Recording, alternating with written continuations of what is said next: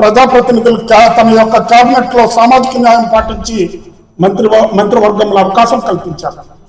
అలాగే మరో ఇద్దరైనటువంటి మాదిగ కులస్తుల ప్రజాప్రతినిధులకు కూడా తన యొక్క కేబినెట్ లో సామాజిక న్యాయం అనేటటువంటిది పాటించారు.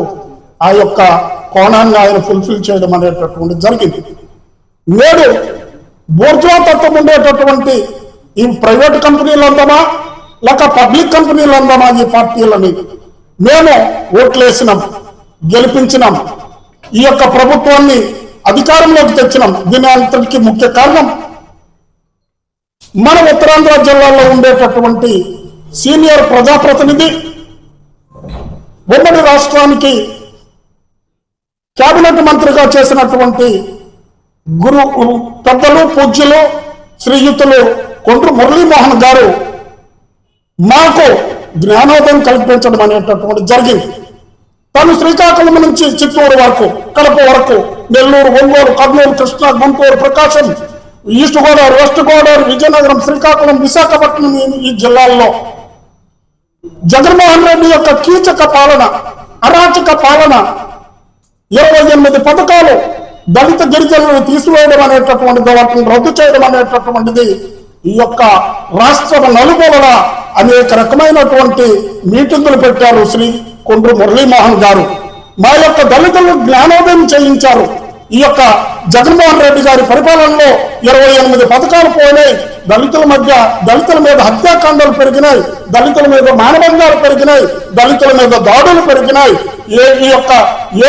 ఏ ఒక్క రోజైనా ముఖ్యమంత్రిగా జగన్మోహన్ రెడ్డి వారిపైన చర్యలు తీసుకోలేదని కొండ్రు మురళీమోహన్ గారు ఈ పథకాలు 28 పోవడంతో పాటుగా ఈ యొక్క దాడులు కూడా ప్రతి ఒక్క దళిత వాడల్లో ప్రతి ఒక్క వ్యక్తికి చేరేటట్టుగా శ్రీ కొండ్రు మురళీమోహన్ గారు ఈ రాష్ట్రం నలుమూలలా తిరిగి ఈ దళితులందరినీ కూడా సమీకృతం చేసి తెలుగుదేశం పార్టీ ఆ యొక్క కూటమి వైపు ఓట్లు వేయించేటటువంటి విధానం చేశారు ఆయన. అలాగే ఎలక్ట్రానిక్ మీడియా మిత్రులందరికీ కూడా మా యొక్క హృదయపూర్వకమైనటువంటి అభినందనలు, నమస్కారములు. సామాజిక న్యాయమా నువ్వెక్కడా, ఎక్కడా ఎక్కడా ఎక్కడా నువ్వెక్కడా? రాజ్యాంగం 1950 సంవత్సరం జనవరి 26వ తేదీన అమలులోకి వచ్చిన నాటి నుండి నేటి వరకు సామాజిక న్యాయమని చేస్తున్నామని పాలకులు డంకాప్రదంగా మోగిస్తుండేటప్పటికీ అవి నీటి మూటల్లా నేటికి కూడా ఉన్నాయి. తరాలు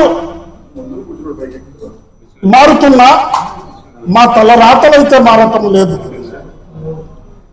నేడు శాసనసభకి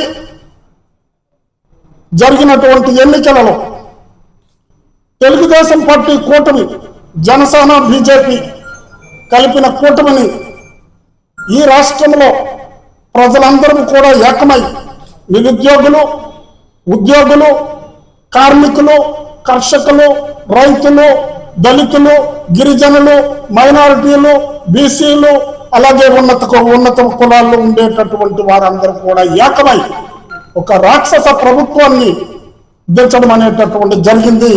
ఈ యొక్క కూటమికి అధికారం ఇవ్వడం అనేటటువంటి జరిగింది.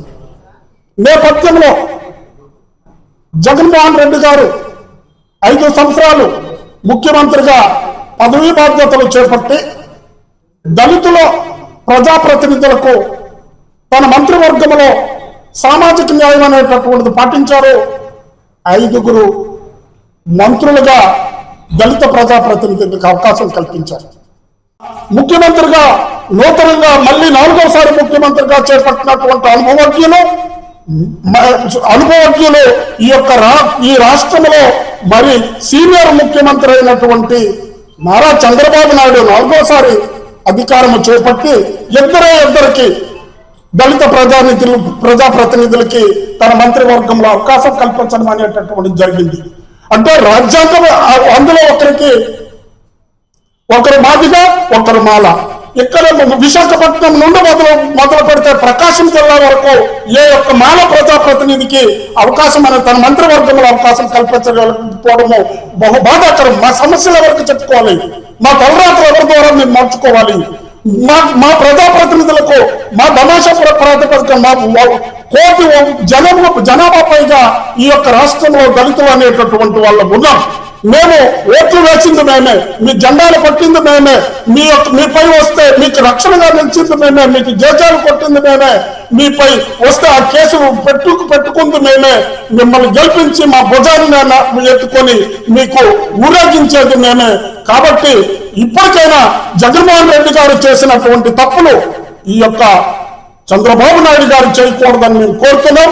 లేదా మీరు దళితులకు ఎగనిస్ట్ చెప్పండి, ఆ మాటైనా చెప్పండి. మేము దళితులకు ఎగనిస్ట్, మేము దళితులకు వ్యతిరేకం, వాళ్ళపై వివక్షత అనేటటువంటి కొనసాగిస్తాం, ఆ మాటైనా చెప్పండి. మా దళితులందరికీ కూడా మేము సమీకృతం చేస్తాం.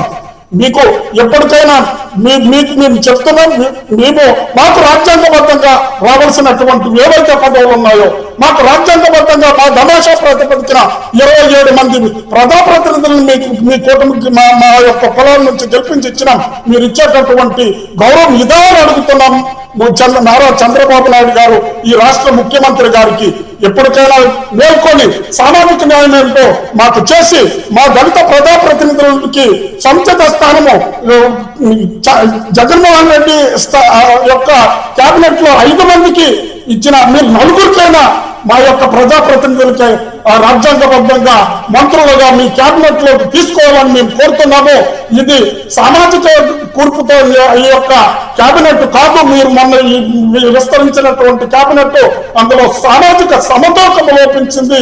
ఎప్పుడైనా మీరు ఆత్మ పరిశీలన చేసుకోండి, మా యొక్క సామాజిక న్యాయం చేయండి అని మీకు మేము ఈ విధంగా విన్నవించుకుంటున్నాం.